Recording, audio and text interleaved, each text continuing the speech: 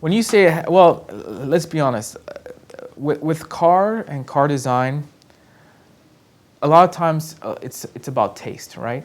Oftentimes, if we're just judging the physical look of a car, if that's what we're talking about here, then a lot of times it's about taste.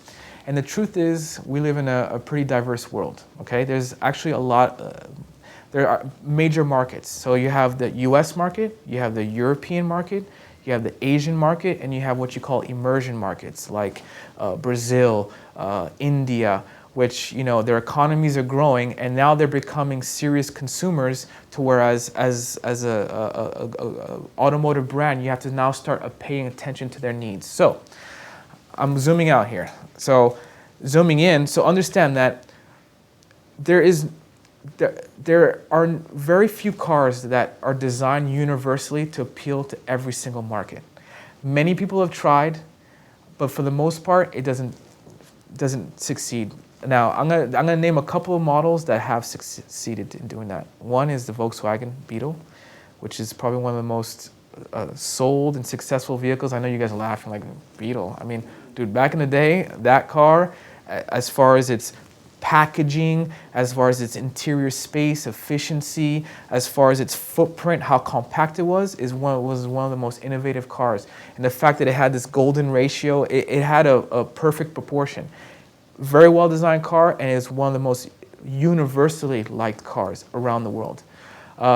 In modern times, the closest thing is like Ford Focus, you know, or again, Ford Focus is a car that's sold in every single market, okay? And it's actually selling pretty well in every single market. So you could say that's a global vehicle. Now, back to your question, I wouldn't say they mastered it.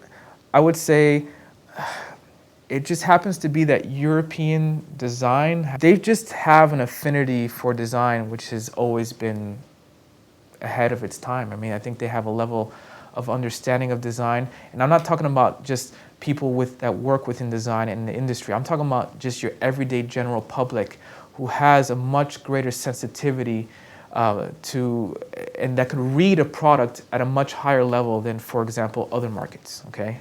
So with that being said, when you're developing in that kind of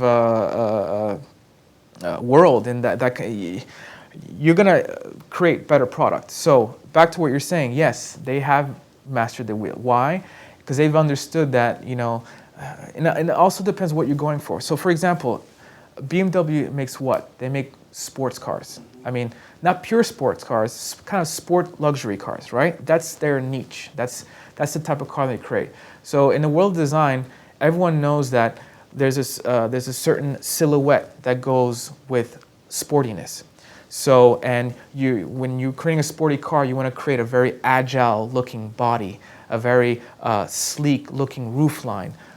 You want to create, you know, there are certain aesthetics and certain practices to creating that.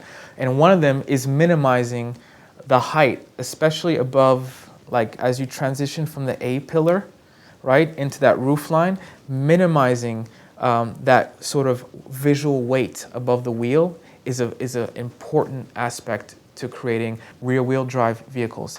Now, with that being said, that sort of dictates the architecture of the car.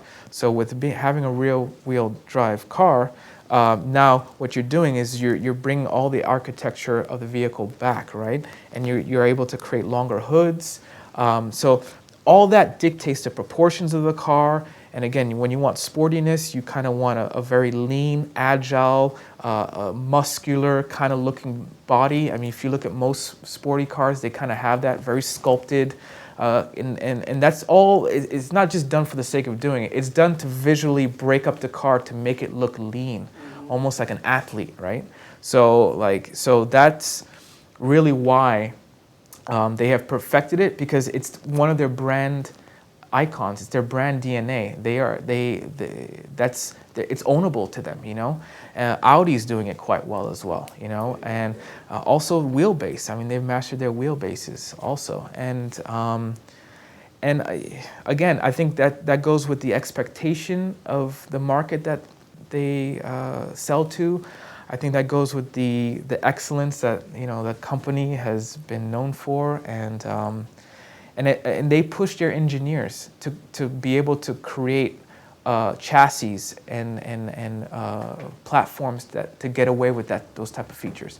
And that's where, for example, a lot of American cars fail. They're all about maximizing profit, reducing investment, and only now are they really looking to skin the cars in a much more appealing way, only because they are losing out on market share. That's really the only reason. If they would continue making the blocky, sort of overweight, terrible stance, wheel gap that's just ridiculously looking, they would continue just to do that if they could.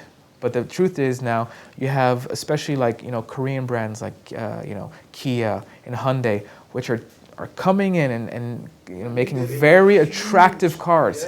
And they're eating chunks, and I've seen the figures. They're eating chunks of companies like Ford and GM's market. I mean, so they understand that they have to make a change. So they are now starting to change the aesthetic look of their cars, and then, trust me, very reluctantly will they start to really rethink their vehicle platforms and start to push the engineers to make more lean,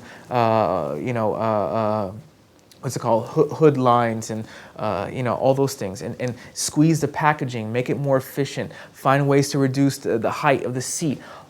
Every single millimeter counts in a car. Like everything you can do to reduce, will create this sort of look that you're talking about, so. Thank you for watching A Wise Way. Subscribe to stay updated, share to pass the knowledge, or view our other videos on the left.